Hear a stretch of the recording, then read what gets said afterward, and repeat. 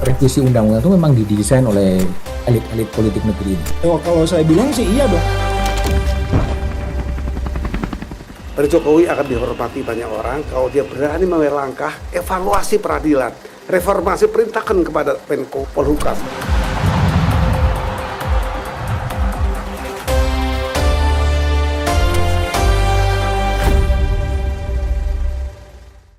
Oke, jumpa lagi dengan Back to BDM. Hari ini saya kehadiran tamu seorang pemikir sosial yang sangat-sangat senior dan esai-esainya di Harian Kompas banyak menjadi rujukan.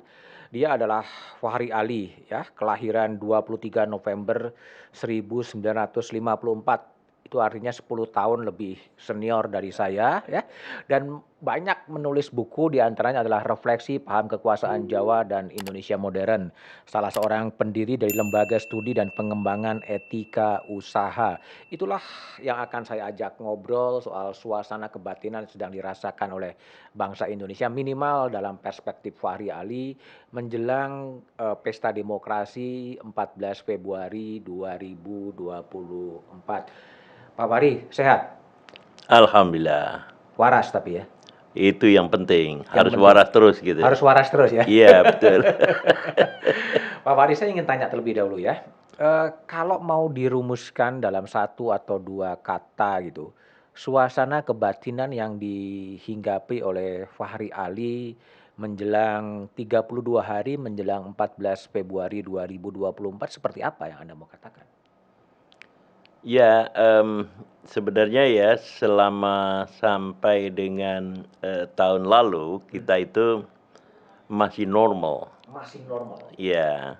Nah, sekarang bergerak ke arah abnormal. Ya.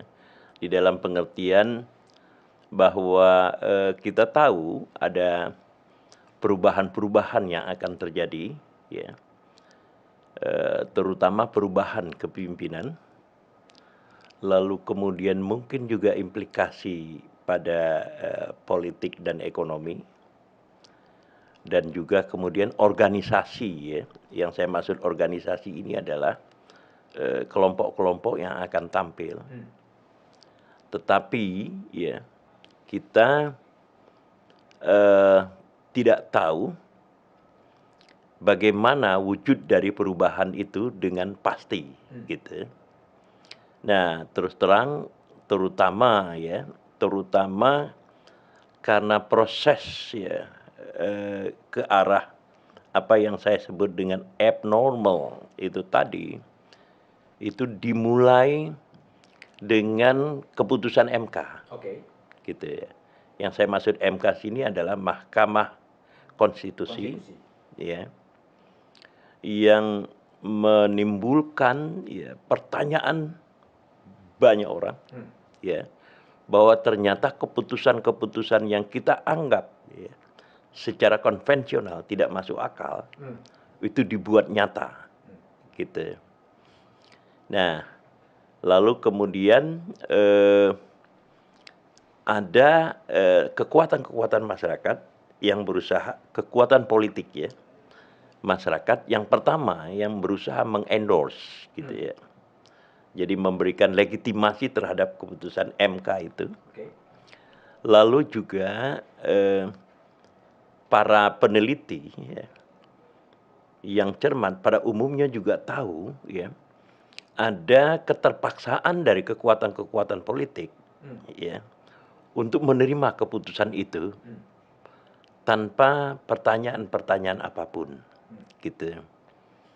Nah, yang kemudian membuat rasa abnormality ini tadi kemudian menjadi makin kelam adalah dua kekuatan itu, yaitu kekuatan yang berusaha memanfaatkan keputusan dari Mahkamah Konstitusi yang sangat kontroversial itu, ditambah dengan kekuatan politik yang tidak berdaya dan harus menerima itu. Itulah yang kemudian tampil di dalam atau menjadi salah satu kontestan dari pemilu 2024 ini, gitu. Nah, di dalam situasi inilah ya sebenarnya the sense of abnormality itu bisa bergerak kepada sesuatu yang membuat kita menjadi lebih menjadi lebih kalau dalam bahasa ini alam itu menjadi lebih kelam. Lebih kelam. Ya. Lebih kelam ini kira-kira adalah situasi di mana sesuatu yang selama ini diatur dengan baik dengan aturan legal formal, kemudian ditabrak, diubah secara vulgar lewat putusan Mahkamah Konstitusi dan kemudian mengacak-ngacak semuanya. Ya, jadi terjadi reordering ya. Reordering. Ya, jadi penyusunan kembali kekuatan-kekuatan politik yang sebenarnya sekali lagi saya katakan dalam bahasa yang konstruktif ya, tidak konvensional gitu. Jadi maksudnya kalau misalnya kita melihat ya bagaimana kekuatan-kekuatan yang dulu ya related closely to New Order ya, kepada Orde Baru ya, kekuatan-kekuatan yang nempel pada Orde Baru itu kemudian justru diangkat menjadi salah satu pemuka kekuatan politik di Indonesia. Lalu kemudian korban-korban Orde Baru itu relatif makin tersingkir gitu. At least posisinya tidak lagi dominan gitu. Nah, ini saya berbicara misalnya kepada seorang tokoh gitu dan partai gitu. Anda tahu maksud saya, partainya adalah Golkar gitu. Lalu kemudian tokohnya ini adalah Prabowo. Dua-duanya itu adalah reproduksi Orde Baru gitu. Nah, lalu kemudian kekuatan yang dulu menjadi korban Orde Baru yang sejak 1999 itu naik menjadi dominan, sekarang berada di dalam posisi yang defensif. Itulah PDIP gitu. Lalu kemudian kekuatan mahasiswa ya itu mengalami depolitisasi gitu. Nah, sehingga kemudian secara psikologis ya PDIP itu merasa dia ya merasa staying alone. Staying alone. Ya, merasa sendiri tanpa teman gitu. Kenapa? Karena partai-partai yang ada di sekitar dia pun sebenarnya bukanlah partai-partai yang cukup kuat untuk mendukung. Jadi P3 ya, Partai Persatuan Pembangunan yang sudah agak terpreteli ya pada tingkat kepemimpinan. Lalu kemudian ada partai baru yang bukan merupakan partai parlemen, yaitu Hanura ya. Hanura terus satu lagi Perindo gitu. Nah, jadi kalau kemudian kita melihat ya seruan Mbak Mega kemarin ya, Megawati saya maksud, Megawati Soekarno Putri, Ketua Umum Partai Demokrasi Indonesia Perjuangan, kemarin berpidato untuk memperingati ulang tahun partai maksud saya. Di situ itu adalah suara yang memperlihatkan sikap defensif gitu. Jadi bukan sebuah tindakan ya yang secara psikologis progresif gitu. Karena gitu kekuatan utama ya yang sebelumnya menyangga dia at least selama 10 tahun belakangan ini itu tiba-tiba sudah tidak lagi bersama dia gitu. Nah, tetapi pada saat yang sama ya kekuatan-kekuatan lama ini agak menarik. Yang saya maksudkan kekuatan lama ini adalah kekuatan yang dibangun oleh Presiden Soeharto ya. Sebelumnya itu justru mengalami revival. Ya. Itulah yang saya katakan dua itu tadi. Pertama adalah partai yang dipimpin oleh Prabowo Subianto. Lalu yang kedua adalah partai yang dipimpin oleh sahabat saya juga, Airlangga Hartarto, yaitu Golkar gitu. Nah, tokoh utama di balik ya reordering political forces ini itu adalah Jokowi. Sebagai tokoh yang sejak misalnya kalau kita lihat dalam sejarah politik ya antara Orde Baru dengan non Orde Baru, maksudnya non Orde Baru adalah reformasi, itu susah diidentifikasikan, gitu. Di dalam pengertian susah diidentifikasikan adalah posisi politiknya, gitu. Posisi kekuatan politiknya, ya dia hanya seorang wali kota, ya, Gubernur. ya yang apa namanya unknown, gitu, yang dianggap bukan merupakan ancaman, gitu. Nah, saya katakan bukan merupakan ancaman ini dengan dua fakta, ya. Fakta pertama adalah ketika dia mengintrodusir, ya, sebuah mobil SMK yang kemudian mendapat dukungan rakyat, mendapat dukungan kekuatan-kekuatan politik, termasuk ketua DPR pada waktu itu. Ketua DPR adalah tokoh dari mana, Golkar, ya. Setelah Akbar Tanjung, saya lupa siapa namanya. Oke. Nah, dia kemudian saya akan pesan 100 mobil itu, kata dia, gitu. Nah, pesan 100 itu dia tidak pernah membayangkan bahwa someday justru Jokowi tampil sebagai raksasa, gitu. Jadi ketika dia mengatakan saya pesan 100, itu dia menganggap bahwa Jokowi bukanlah tandingan apa-apa, gitu. Dia memang populer tetapi tetap merupakan tokoh lokal, gitu. Nah, yang kedua adalah ketika saya bertemu dengan Joko Widodo, ya, pada waktu itu masih sebagai wali kota Solo, dia duduk di samping saya di sebuah peluncuran majalah namanya Politik. Jadi politik, ya, pakai C tetapi tanpa S, gitu. Nah, saya katakan kepada dia, gitu, Mas, Anda di dalam di dalam survei itu Anda termasuk orang nomor 1 untuk di Jakarta, gitu. Lalu kemudian Jokowi kemudian bilang, mana hasil surveinya? Tak bawa ke Bu Mega, kata dia, gitu. Jadi di dalam konteks itu kan berarti Jokowi itu masih kemudian merupakan sebuah kekuatan kecil, ya, yang bahkan dia sendiri untuk mendapatkan endorsement dia memerlukan, ya, sebuah data yang akan dibawa kepada Bu Mega, gitu. Nah, inilah yang kemudian tokoh yang muncul, ya, menjadi pengatur dan kemudian penyusun, gitu, kekuatan-kekuatan baru yang berlangsung di Indonesia. Oke. Gitu. Oke. Reordering ini dan tadi Bang Fahri juga mengatakan dari normal ke abnormality yang terjadi. Itu semata-mata perubahannya karena faktor Jokowi. Sebagian besar.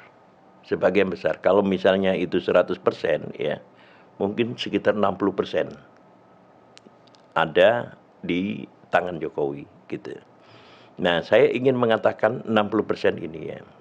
Sebenarnya agak saya kurangi 60% ini, ya. Ketika saya berbicara, ya, dengan tokoh-tokoh, bukan tokoh lah, ya, tokoh-tokoh muda dari PDIP, dia mengatakan bahwa mereka, ya, mengatakan bahwa memang sengaja, ya, di dalam musim kampanye ini kami mengurangi, gitu, kritik-kritik kepada Jokowi. Sebab setiap kritik kami sampaikan itu refleksinya kepada hasil survei. Dia katakan, gitu. Jadi survei, kemudian posisi dari jagoan mereka, yaitu Ganjar Pranowo dan Mahfud MD, itu relatif menurun, kata dia, gitu. Nah, kalau kita lihat, ya, dan semata-mata percaya pada apa yang diungkapkan, itu menunjukkan, ya, bahwa ada hubungan simbiosis, gitu, antara PDIP dengan Jokowi itu sendiri, gitu, di dalam status dan pengaruh yang ada, gitu. Di dalam pengertian, kalau Anda tidak pernah mengganggu gugat, ya, posisi dia, maka Anda, ya, maka posisi ya popularitas Anda itu relatif terjaga dibandingkan misalnya dengan ada gugatan-gugatan yang Anda sampaikan gitu. Nah, inilah yang kemudian menjelaskan dua hal. Yang pertama adalah tampilan dari Puan Maharani yang selalu bersikap lembut. Gitu. Lalu yang kedua adalah apa yang diungkapkan oleh Mbak Megawati Soekarno Putri kemarin. Dia katakan bahwa Mbak Puan selalu menasihati saya untuk tidak berbicara keras-keras, gitu katanya gitu. Tetapi katanya kita harus berani dan seterusnya ya, kata Mbak Mega kemarin itu gitu. Nah, jadi ya di dalam konteks ini Jokowi itu entah mengapa itu memang ada di dalam sebuah posisi yang cukup influential ya politically gitu, secara politik. Artinya beliau telah menjadi sebuah the most powerful politician di Indonesia sekarang? Ya, bisa jadi seperti itu juga ya. Tetapi begini, harus kita pisahkan ya. Pertama adalah pesona personal gitu. Yang kedua adalah otoritas yang dia miliki gitu. Itu dua hal yang harus kita pisahkan. Kalau yang pertama tadi yang saya bicarakan itu adalah persona personal gitu ya. Jadi personal influence ya within political realm of Indonesia gitu. Itu yang pertama. Nah, jadi naik turunnya gitu sebuah partai politik itu ditentukan apakah gitu partai politik itu atau pasangan kandidat ya calon presiden itu melakukan kritik atau tidak kepada Jokowi gitu. Itu pertama. Itu yang saya maksud dengan personal influence gitu. Nah, yang kedua adalah otoritas resmi yang dia miliki. Yang juga mengalami gitu reordering much earlier, lebih awal gitu. Yaitu penundaan pemilu kada seluruh Indonesia gitu. Sampai kemudian as a president ya sebagai presiden dia punya otoritas untuk menunjuk PLT gubernur, bupati dan wali kota seluruh Indonesia gitu. Until the second gitu sampai dengan detik ini. Gitu. Nah, sehingga kemudian mereka bukanlah ya the elected people. Mereka tidak dipilih ya, melainkan appointed by the president, ditunjuk oleh presiden. Dan karena itu ada hubungan yang bersifat hierarkis secara psikologis gitu antara presiden dengan mereka yang ditunjuk gitu. Nah, yang kedua adalah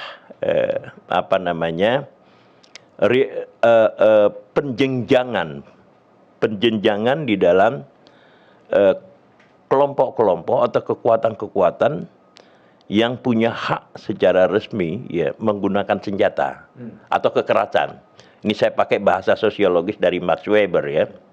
Gitu. Jadi mereka yang mempunyai ya secara undang-undang diberi hak gitu. Menggunakan violence ya kekerasan. Dalam konteks ini adalah TNI dan polisi gitu. Nah, lalu kemudian perjenjangan karir dari masing-masing pimpinan puncak ini itu kelihatannya juga ya mengalami ya sebuah proses ya perencanaan tertentu gitu. Sehingga kemudian di ujungnya itu yang muncul sebagai pemimpin puncak itu adalah tokoh-tokoh ya yang secara kebudayaan gitu itu berbagi bersama dengan presiden gitu. Baik itu di TNI maupun di Polri di sini gitu. Nah, jadi otoritas dari Presiden Jokowi itu tadi saya katakan adalah otoritas menunjuk pemimpin-pemimpin sementara ya apa yang disebut dengan PLT bagi gubernur, bupati dan wali kota seluruh Indonesia. Lalu pada saat yang sama dua kekuatan atau lembaga ya tadi yaitu TNI dan Polri juga ditunjuk ya, dan kemudian berbagi ya, berbagi pandangan yang sama, berbagi kebudayaan yang sama, budaya yang sama dengan Jokowi, sehingga kemudian otoritas resmi yang dimiliki oleh Presiden Jokowi itu bergabung dengan apa yang saya sebut tadi personal influence gitu ya, within political realm gitu. Inilah yang menyebabkan Jokowi muncul ya sebagai, sering saya katakan, raksasa politik. Raksasa politik. Ya, di Oke. Indonesia gitu. Oke. Bang Fahri, kalau kita lihat ya, kalau kita membaca approval rating terhadap Presiden Jokowi, itu kan Iya. cukup tinggi. Ya. Ya, cukup tinggi mungkin di negara-negara lain, sama dengan Narendra Modi di India gitu kan. Ya. Tetapi kalau kita lihat fenomena-fenomena yang ada di kelas menengah, di kalangan scholar gitu, Ya. kritik-kritik terhadap political behavior juga sangat keras soal Iya. demokrasi, soal mengakali hukum dan lain sebagainya. Ya. Nah, gimana mengkaitkan antara kegelisahan dari kelas menengah termasuk Pak Iya. Fahri dengan tingkat approval rating yang cukup tinggi menurut Iya. lembaga-lembaga survei? Bagaimana menjelaskan dua lapis itu? Iya. Approval rating sang populer, Ya. tetapi kritik-kritik dari kelas menengah cukup signifikan. Ya, jadi begini, saya sebenarnya sudah 3 bulan ini itu merenungkan itu. Dan saya akan menulis di Kompas Oke. tentang ini ya. Saya sudah membaca ya, misalnya tulisan buku yang sangat bagus, Elson ya. Elson. Dia seorang sejarawan. The idea of Indonesia ya. Di situ akan saya gunakan sebagai pijakan gitu. Tetapi ini saya akan memberikan jawaban yang ringkas tentang itu, adalah bahwa perkembangan Indonesia ya di bawah Jokowi ini itu telah membuat kelas menengah menjadi idol. Kelas menengah menjadi idol. Idol gitu. Jadi secara organik mereka tidak terhubung ya kepada kekuatan pusat gitu. Nah, yang saya maksud kekuatan pusat adalah mereka ya kelompok-kelompok yang punya otoritas mengambil keputusan pada tingkat nasional gitu. Nah, karena apa? Karena keputusan-keputusan yang dibuat pada tingkat nasional itu tidak diperdebatkan. Oke. Gitu. Lalu kemudian bisa diputuskan dengan cepat. Misalnya ya, strategi pembangunan ekonomi Jokowi itu kan dibentuk ya sebagai bergerak dari pinggir ya, dari pinggir ke tengah gitu. Dan realisasinya itu adalah pembangunan infrastruktur. Apakah dam, port, jalan, tetapi jalannya adalah jalan tol, ya, dan seterusnya gitu. Nah, lalu kemudian ketika itu hasil-hasilnya diekspos, itu juga tidak memerlukan perdebatan, gitu. Nah, yang kedua adalah bahwa undang-undang itu dibuat dengan kilat, terutama apa yang disebut dengan omnibus law, itu tadi, gitu, dengan kilat dan tidak memerlukan, ya, tidak memerlukan atau ya membypass gitu ya perdebatan di kelas menengah yang ada gitu, dan kemudian sudah jadi gitu. Nah, sebagai akibatnya sebenarnya kelas menengah itu merasa tertinggal, atau di bahasa Acehnya carry. Bahasa Aceh apa bahasa Jawa itu? Kelas menengahnya ditinggal gitu. Nah, lalu kemudian pemimpin pusat itu berhubungan langsung dengan rakyat di bawah. Gitu. Dari mana? Dari bansos. Gitu. Jadi bansos itu kemudian menjadi mediasi ya antara rakyat di bawah dengan elit pada tingkat negara gitu. Sementara kemudian Kompas walaupun menulis seperti apa, memberitakan seperti apa, itu tidak sampai ya ke bawah. Dan karena itu kemudian tidak tercermin pada keputusan-keputusan di tingkat elit gitu. Nah, inilah saya kira ya struktur yang kita lihat gitu, atau juga sekaligus ya, walaupun debatable, manajemen kekuasaan yang berlangsung sekarang ini. Itu semua yang menjadikan approval rating atau tingkat kepuasan publik terhadap pemerintahan Presiden Jokowi minimal yang dipotret oleh lembaga survei itu tinggi. Ya, iya betul. Karena itu tadi, jadi hubungan antara puncak kekuasaan itu dengan rakyat jelata itu dimediasi oleh bansos gitu. Nah, apalagi bansos itu kan selalu dikatakan akan dibagikan sampai dengan bulan Juli tahun ini gitu. Nah, jadi ekspektasi rakyat gitu. Saya mewawancarai beberapa saya sering sekali mengatakan mereka tokoh ya. Tokoh-tokoh gitu pada tingkat akar rumput gitu, yang mereka tingkat political awareness-nya ya cukup tinggi karena dia mengikuti berita-berita dan seterusnya gitu. Lalu kemudian mereka mengatakan katanya yang sulit gitu, padahal mereka berada pada tingkat akar rumput, tapi mereka mengatakan bahwa yang sulit itu adalah mereka yang menunggu gitu dalam konteks pemilu ya, menunggu serangan fajar gitu, dan itu katanya tidak bisa dielakkan gitu. Ini redaksi dari saya ya. Nah, siapa mereka? Itu tukang angon bebek gitu. Kita mah katanya nunggu serangan fajar wae gitu. Nah, mereka ini kan bukan ewon kan, juton kan, puluhan juta yang ada di sana gitu. Nah, inilah signifikansi dari bansos itu tadi gitu. Yang kedua, karena politik ya, politik itu terkait juga, atau persepsi politik terkait juga kepada tingkat inflasi gitu ya. Jadi inflasi itu bukan hanya memukul ya orang-orang bawah gitu, melainkan juga distribusi dari pendapatan mereka yang semakin lama semakin mengecil gitu. Jadi jangan diharap ya kalau terjadi inflasi itu mereka punya waktu, punya dana itu untuk ke bioskop gitu misalnya, atau ke tempat-tempat rekreasi. Tidak mungkin kita bayangkan hal itu gitu. Ini yang menyebabkan kemudian uang menjadi mahal gitu buat mereka. Karena itu uang 50.000 itu sangat berharga, terutama di wilayah-wilayah pedesaan di mana dinamika ekonomi itu tidak berkembang dengan sangat bagus.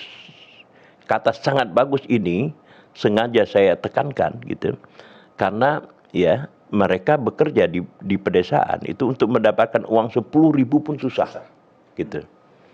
Nah, bayangkan kemudian ya dengan kekuatan negara gitu, yang di mana negara punya otoritas ya, mendistribusikan wealth-nya, kekayaannya ke bawah, itu merupakan sesuatu yang berarti.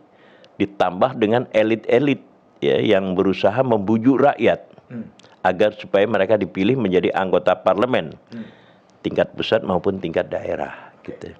Nah, inilah kemudian situasi yang menyebabkan ya kelas menengah menjadi idle.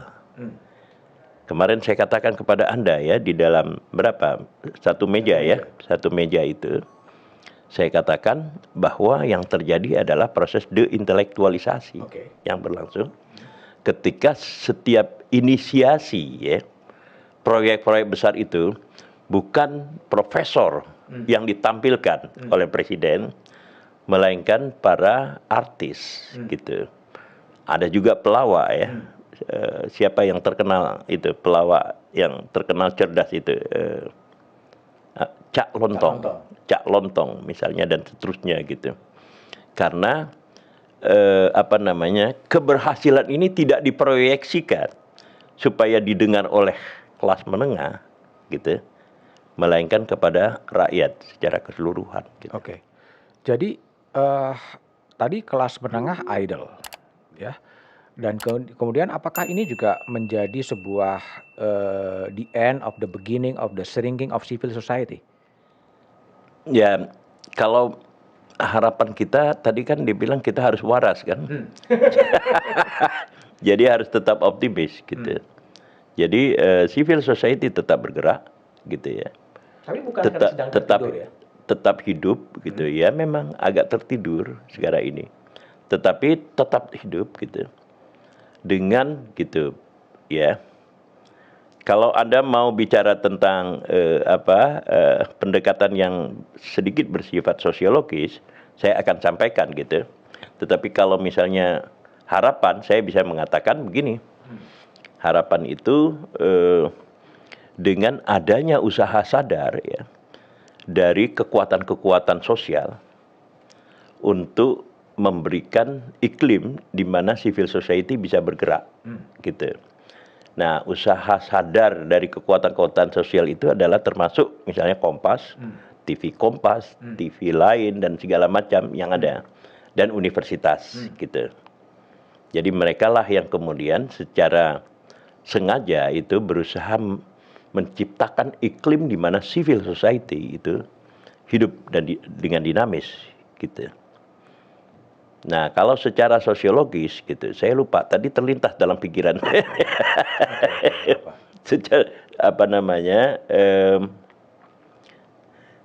oke, mudah-mudahan saya ingat nanti. Ya, tapi artinya kan begini, dunia kampus juga kemudian terjebak. Iya, itu yang saya katakan depolitisasi. Depolitisasi. Iya, depolitisasi. Dunia aktivisme, ya banyak juga aktivis-aktivis yang kemudian masuk dalam sebuah state auxiliary body atau masuk dalam state. Benar. Iya. Kemudian juga termoderasi, ya termoderasi dengan kemewahan birokrasi. Yeah. Itu yang menyebabkan kemudian aktivisme atau civil society menjadi shrinking. Ya, saya setuju. Saya setuju dengan Anda itu. Itu juga bagian dari sociological explanation ya, yang berlangsung gitu. Nah, kalau kita lihat ya di dalam inilah yang kemudian yang memberikan dasar tentang abnormality ya bagi kita sekarang ini. Di dalam pengertian bahwa mereka yang sadar ya bahwa demokrasi ya harus ditegakkan dengan disiplin. Gitu ya. Disiplin dalam pengertian begini. Ketika kita membaca buku Herbert Reed ya, The Decline of Constitutional Democracy in Indonesia. Itu terbit tahun 1964. Asalnya adalah disertasi dari Herbert Reed ya. Lalu kemudian ketika dia pensiun itu pada 1992. Ya. I was a student at the time ya di Monash University ya. Dan saya bahkan menjadi bersama Ariel Heryanto. Itu menjadi panitia gitu. Panitia seminar demokrasi ya mengantarkan pensiunnya Herbert Reed pada waktu itu. Jadi seminar demokrasi yang menghadirkan para ahli termasuk Ben Anderson ya macam-macam lah. Nah, di situ kemudian saya masuk satu grup diskusi yang paling kecil sekali jumlahnya, hanya mungkin sekitar 5 orang gitu. Nah, percakapannya terjadi antara Herbert Reed ya dengan Jimmy Mackey. Ya, Jimmy Mackey adalah ahli political economy dari Australian National University ya. Nah, mereka kemudian mengatakan ya bahwa elit ya membicarakan bukunya Herbert Reed ini ya, The Decline of Constitutional Democracy in Indonesia ini mengatakan elit tidak disiplin di dalam menjaga demokrasi dan dengan sengaja kemudian merusak demokrasi itu sendiri gitu. Nah, di sini ya pada hari-hari ini kita lihat juga ya ada gejala ketidakdisiplinan elit gitu di dalam menjaga demokrasi.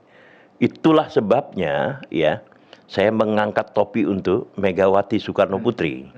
Itulah sebabnya saya menulis di Kompas ya Megawati sebagai perempuan terkuat di dunia karena saya memberikan apresiasi kepada Megawati yang dengan kekuatannya sendiri ya, plus ya her political party itu menolak seluruh rekayasa untuk ya mengundurkan pemilu maupun ya gagasan-gagasan 3 periode gitu.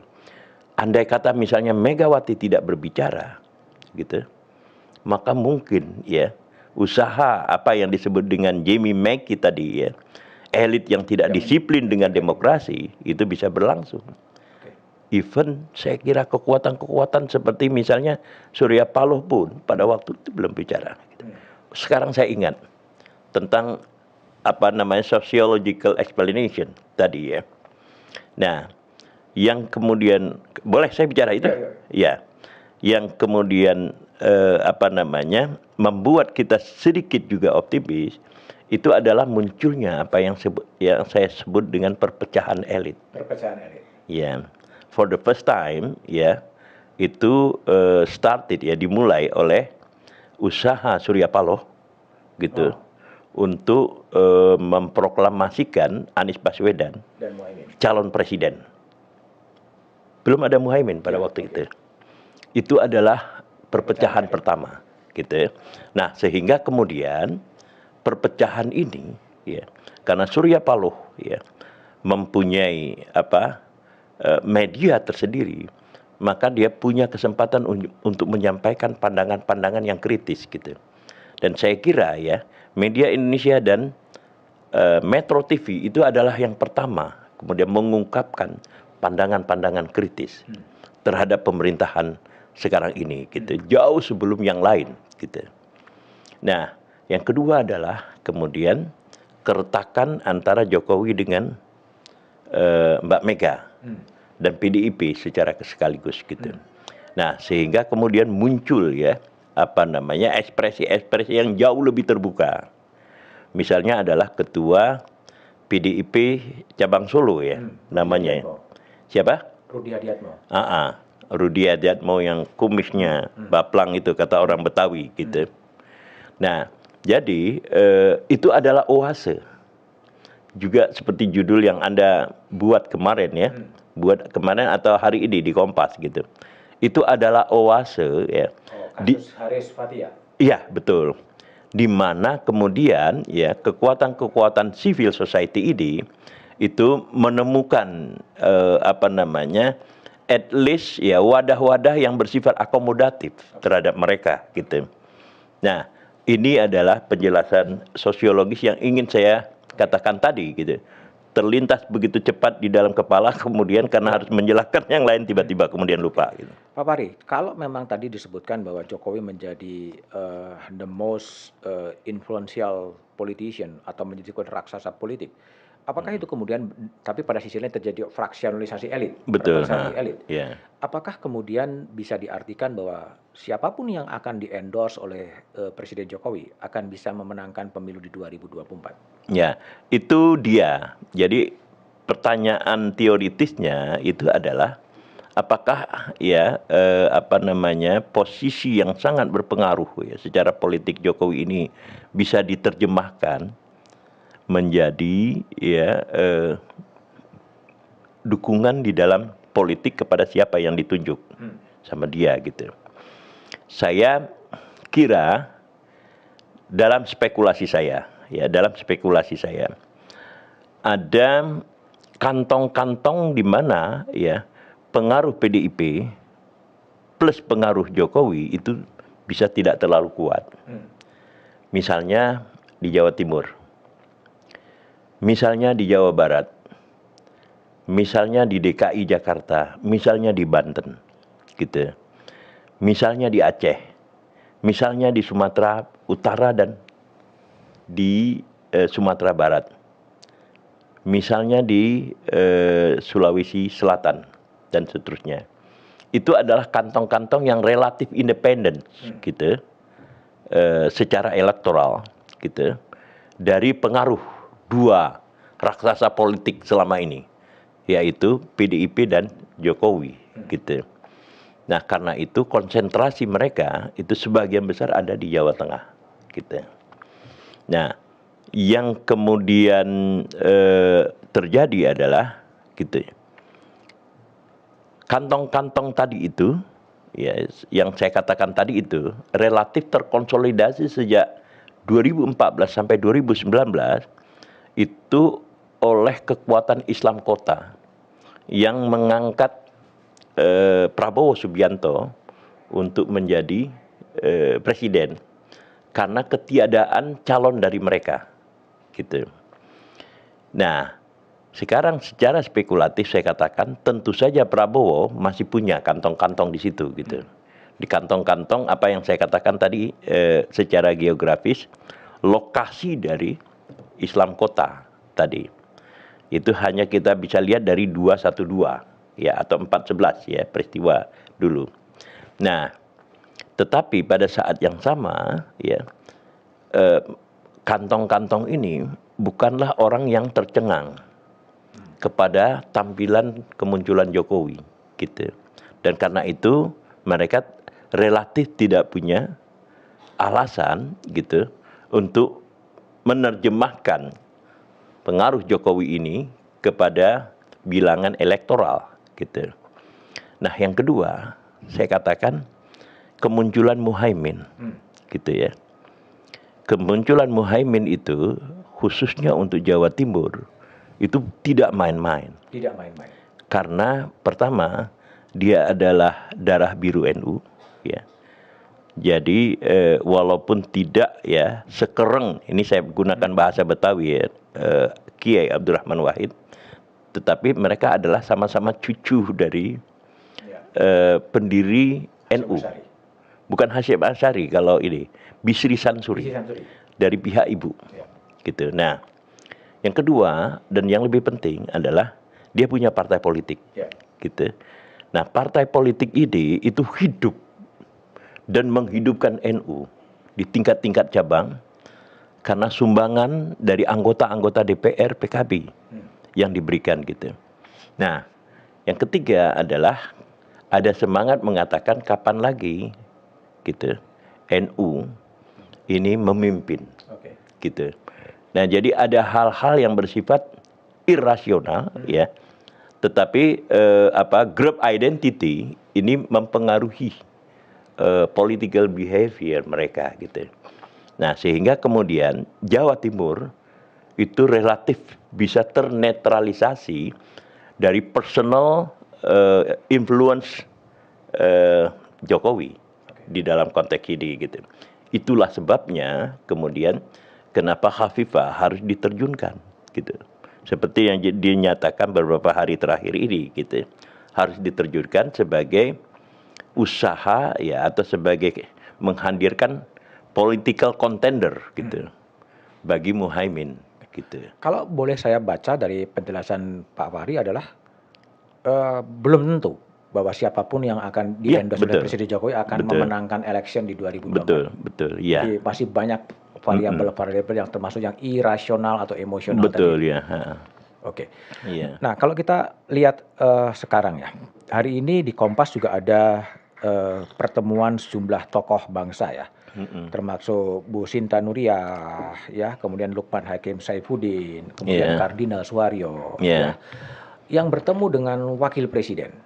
Ya. Gimana Anda membaca ini? Ya, saya membaca inilah artinya ya, itu ada mereka mencari oase dari kegelisahan. Mencari oase dari kegelisahan itu yang Anda katakan tadi middle class dan upper middle class gitu ya.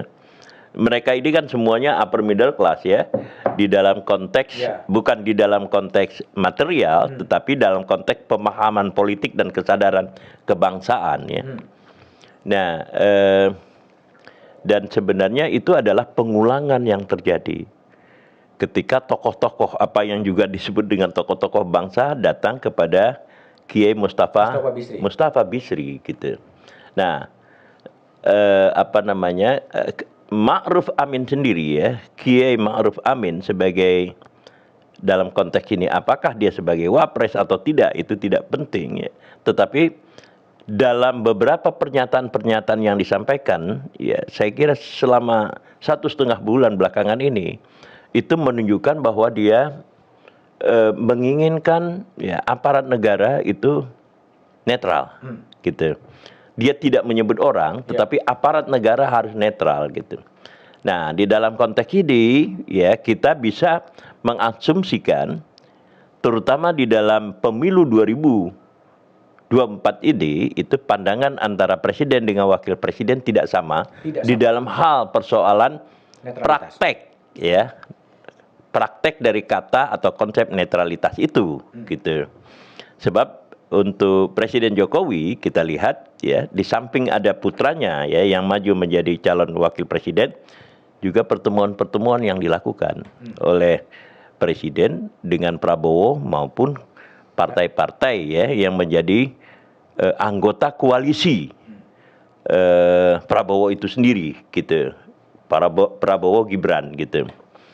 Nah, jadi Pak Ma'ruf Amin sebagai wapres itu telah memperlihatkan ya sebuah pandangan yang sangat distintif yang tidak bisa kita bayangkan sebelumnya bahwa itu akan dilakukan oleh seorang wapres gitu.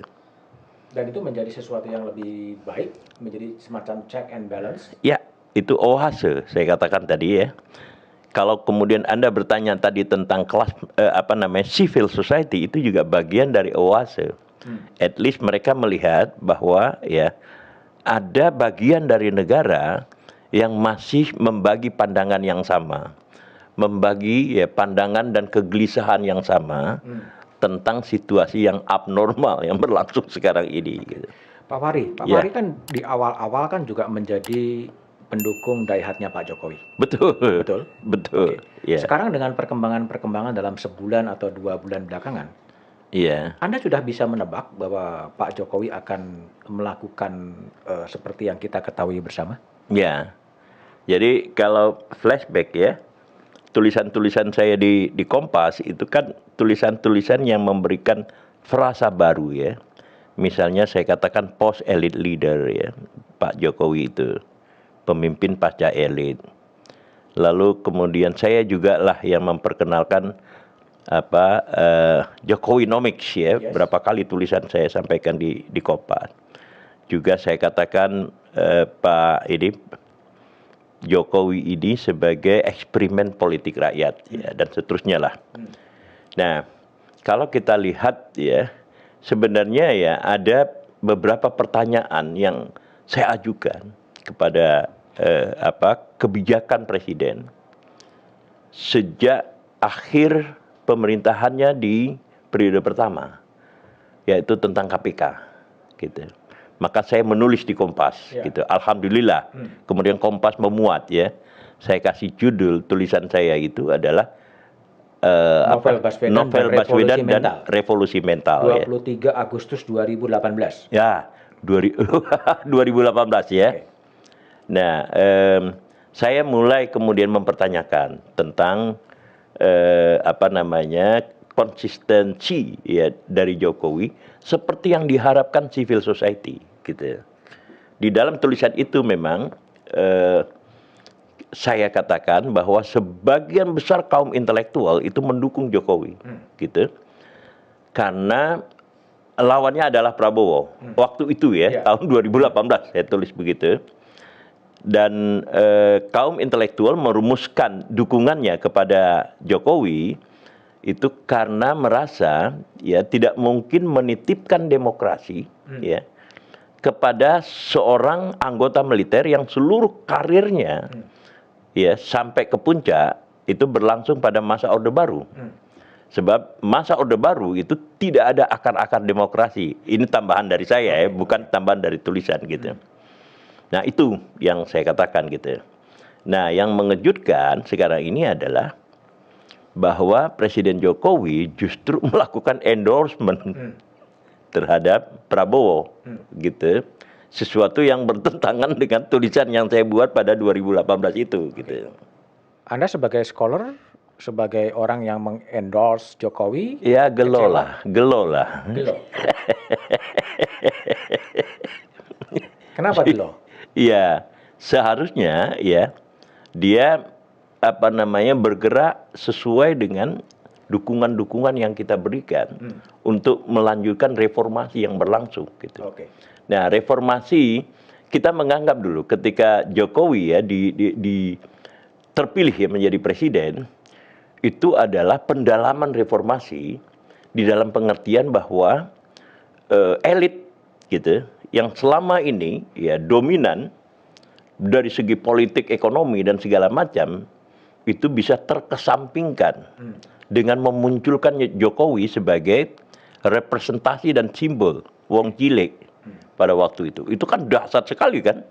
Sudah reformasi dari segi politik, lalu kemudian reformasi dari segi pimpinan nasional ya. Tapi Pada sekarang waktu kembali itu kepada gitu. elit lagi.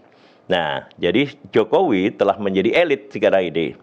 Saya pernah membuat konten bagaimana membedakan antara Jokowi dengan anaknya, Kaisang Pangarep gitu. Saya katakan Jokowi itu adalah citizen, lalu kemudian Kaisang Pangarep itu adalah netizen, ya, yang secara struktural itu sangat berbeda satu sama lain gitu. Oke. Jadi kalau sekarang setelah 20 Oktober 2024 dan kemudian secara konstitusional kekuasaan Presiden Jokowi akan berakhir, entah digantikan oleh siapa tergantung pada pemilu 14 Februari 2024. Menurut Anda, di mana posisi Presiden Jokowi setelah 20 Oktober 2024? Ya, ini sebenarnya agak dilematis juga ya, walaupun tetap spekulatif gitu ya. Memang pertanyaan-pertanyaannya apakah andai kata misalnya tokoh yang di-endorse ya oleh Presiden Jokowi yaitu Prabowo itu masih cukup ya bersedia memegang janji-janjinya gitu. Karena begini, ini juga begini. Kalau kita lihat pada sejarah 2014, tentu saya kemudian masih berlanjut pada 2024 ya, akan 2024 ini. Hubungan antara Presiden Jokowi dengan Mbak Megawati gitu. Kita melihat bahwa tentu saja Megawati itu terus-menerus menekankan tentang petugas partai ya, kepada Presiden Jokowi. Jadi apapun juga, walaupun Anda presiden, tetapi Anda adalah petugas partai gitu. Nah, untuk mengambil keputusan-keputusan gitu, maka pandangan-pandangan ketua umum partai yang mendukung Anda itu harus diakomodasi, didengar gitu. Tetapi lama-lama kemudian Presiden Jokowi kan mengatakan yang presiden kan saya, walaupun tidak pernah diungkapkan gitu. Nah, pertanyaannya itu tadi yang saya katakan tadi spekulatif. Apakah pertanyaan atau pernyataan Jokowi yang disampaikan ya secara imajinatif kita tadi itu kepada Mbak Mega juga nggak terulang kepada Prabowo Subianto ketika dia ya when he was elected as the Indonesian President, ketika dia terpilih sebagai Presiden Indonesia gitu. Yang presiden kan saya gitu. Wakil presiden benar gitu kira-kira ya. Tetapi kan wakil presiden secara konstitusional hanya pembantu. Pembantu presiden gitu. Nah, itu yang saya katakan tadi bahwa nasib Presiden Jokowi setelah Oktober 2024 itu juga menjadi tanda tanya juga gitu. Nah, kalau misalnya partai lain yang menang gitu ya, misalnya Anies Baswedan atau Ganjar Pranowo, mungkin much better gitu.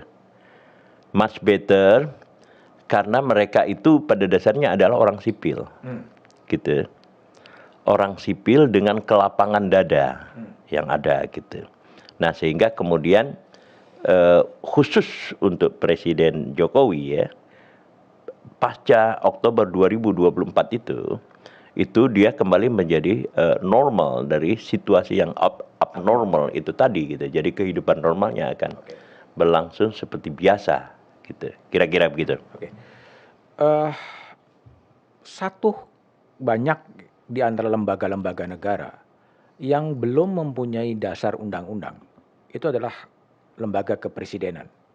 Dan kita lihat bagaimana mantan-mantan presiden kemudian juga tidak bisa kemudian duduk bersama untuk membicarakan nasib nation dan juga dampak dari undang-undang kepresidenan yang tidak ada.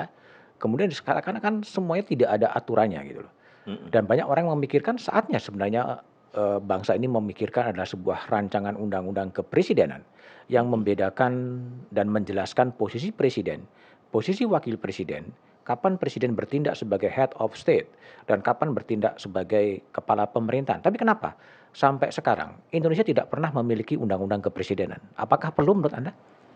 Iya, terus terang saya nggak pernah terpikirkan terhadap pertanyaan Anda itu gitu. Dan juga mungkin DPR juga nggak pikirkan itu gitu. Tetapi kalau melihat kasus-kasus yang berlangsung sekarang memang perlu itu. Disampaikan ya sebagai kepala negara dan kepala pemerintahan itu memang betul-betul harus dipisahkan ya. Sekarang ini ya, saya tidak tahu bagaimana cara memisahkannya gitu. Memang konstitusi kita itu tetap saja memberikan kesempatan ya, memberikan keleluasan atau otoritas yang cukup besar pada presiden gitu. Kalau apalagi sampai sekarang ini tidak ada lagi kekuasaan yang tertinggi selain dari presiden, karena dia punya otoritas menunjuk seluruh calon gubernur, seluruh gubernur ya, PLT gubernur, wali kota maupun bupati seluruh Indonesia, gitu. Tidak pernah terjadi di dalam sejarah dan tidak pernah terbayangkan bahwa ini akan terjadi di dalam sejarah, gitu. Jadi sangat urgen, gitu ya. Sangat urgen itu ada teman saya dulu kuliah di Monash namanya Urgen. Gitu. Rupanya itu balikan dari Nehru. Jadi ayahnya itu pengagum gitu. Iya, pengagum Nehru. Tetapi kemudian anaknya dikasih nama Urgen. Namanya Lukman Urgen. Urgen Lukman kalau nggak salah, ayahnya Lukman.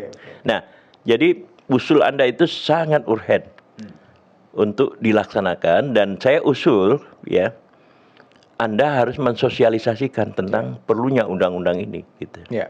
Karena logik berpikirnya gini. Ya. Di pemerintah daerah ada undang-undang pemerintahan daerah. Ya. Di DPR ada undang-undang soal MD3, MPR, DPR, DPD. Ya. Di kekuasaan yudikatif ada undang-undang soal kekuasaan kehakiman, ada undang-undang soal Mahkamah Konstitusi, ada undang-undang soal Mahkamah Agung, ada undang-undang soal Komisi Yudisial. Ya. Di lembaga kepresidenan yang ada adalah undang-undang Kementerian Negara, Betul. undang-undang Dewan Pertimbangan Presiden, Betul. dan semua state auxiliary body komisi-komisi semuanya ada undang-undangnya. Betul. Dan di kepresidenan tidak ada undang-undang selain betul. konstitusi itu gitu loh. Betul, betul. Sehingga dalam konteks kekinian memang menjadi orang yang berkuasa tentunya tidak ingin kekuasaan itu dibatasi. Betul. Undang-undang kepresidenan tentunya akan membatasi kekuasaan itu, tapi juga bisa memberikan manfaat bagaimana kita menempatkan mantan-mantan presiden dalam posisi yang desain ketatanegaraan Indonesia yang baru. Iya, betul. Dan inilah yang sering dikatakan dia selalu merujuk kepada Amerika, ada The President Club gitu kan, di mana mantan-mantan presiden duduk bersama dalam breakfast meeting dan mendiskusikan masalah-masalah kebangsaan itu di Amerika gitu. Betul, iya betul. Dan bahkan kemudian menjadi dubes ya, duta besar ya. Misalnya Clinton diutus ke Aceh ya, waktu tsunami oleh presiden. Dan sejarah kan mengatakan hampir semua mantan-mantan presiden di Indonesia itu kan tidak punya sebuah emotional relation yang bagus. Benar, Semuanya terganggu. Betul. Ya, itu yang apakah kita kemudian tidak memikirkan bagaimana merancang sebuah undang-undang kepresidenan yang menempatkan juga mantan-mantan presiden ditempatkan dalam posisi yang semestinya. Betul, ya. Ya, betul. Saya dukung itu. Yang dulu pernah saya usulkan dan dimuat di Kompas itu tahun 2016. Itu adalah ini presiden mungkin diberi kesempatan memerintah selama 7 tahun. Tetapi tidak ada periode kedua. Gitu.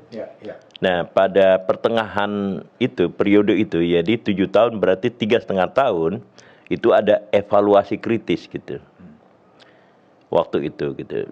Juga untuk itu tadi menghindari konflik kepentingan setelah itu gitu. Nah, tapi tentu saja 7 tahun cukup dia untuk membangun kan. Gitu. setidak-tidaknya meninggalkan apa namanya signature-nya ya kepada bangsa dan negara gitu. Oke, Pak Fahri, pertanyaan saya yang terakhir. Ya. Anda sudah hampir 70 tahun meneliti banyak hal gitu. Ya. Saya ingin tanya, apa sebetulnya masalah bangsa ini yang paling hakiki dan menjadi akar dari segala akar masalah sehingga bangsa ini juga tidak sepesat kemajuannya seperti Korea Selatan atau minimal dalam konteks pertumbuhan ekonomi. Apa sih masalahnya? Ya. Ini apa namanya? Bangsa kita ini melting pot. Melting pot. Ya, melting pot dari berbagai budaya yang ada gitu. Jadi ada budaya Jawa, bukan budaya Jawa, maksud saya budaya dunia yang masuk ke kita. Apakah India, ya, Arab, lalu kemudian Barat, ya. Hanya 3 itu ya. Ada lagi nggak? Cina, ya. China. Nah, karena melting pot, maka itu bukan yang elemen pokoknya gitu, yang masuk ke Indonesia gitu. Jadi pembawa ya budaya-budaya itu adalah orang-orang yang pinggiran dari kutub-kutub aslinya gitu. Jadi misalnya kalau China gitu, maka itu adalah orang-orang yang tidak orang-orang peripheral, bukan dari core ya datang. Juga Barat ya, juga Arab dan Islam dan seterusnya gitu. Nah, sehingga kemudian pencampuran ini itu harus berlangsung lebih lama untuk membentuk sebuah kesatuan budaya dengan identitas yang kokoh gitu. Nah, Korea itu adalah satu gitu ya. Nah, Malaysia sebenarnya sama dengan kita. Malaysia sama dengan kita. Tapi China, India sangat berbeda gitu. Karena mereka ya satu suatu peradaban yang terkonsolidasi dengan kuat gitu. Nah, saya melihat problemnya di situ. Jadi gitu. takes time ya? Ya, pertama take time ya. Lalu kalau mau melakukan akselerisasi, maka itu tadi saya katakan kekuatan-kekuatan sosial ya. Saya tidak mengatakan kekuatan politik walaupun punya implikasi politik. Kekuatan-kekuatan sosial ya seperti Kompas misalnya. Kompas yang saya bayangkan adalah kompasnya Pak Yaakob Utama.